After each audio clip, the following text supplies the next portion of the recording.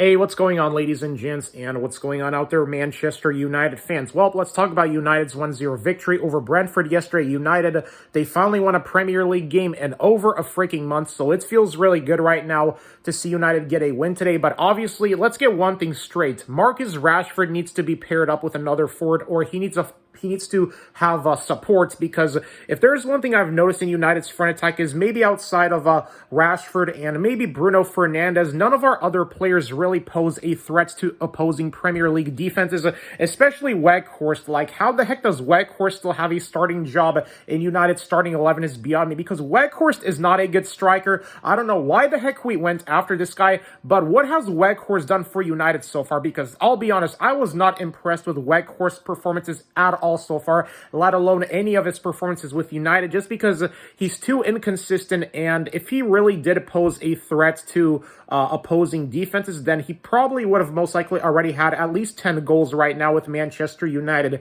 because 2 goals in 24 appearances is absolutely unacceptable for United standards. So this is why I think that if United can pair Marcus Rashford up with another forward that can actually present a threat to opposing Premier League defenses that can, basically be in position to always almost score, then that'd be great. And that would just make life much, much easier for Ten Hag, because yesterday against Brentford, defensively, I think we did spectacular. And, with Marcus Rashford, man, he's, in my opinion, the best player that we've had in our front attack since Van Persie. Because you want to know the last player that I think prior to Marcus Rashford that has actually made a difference in this squad with United, it would have to be Robin Van Persie, okay? So, yeah.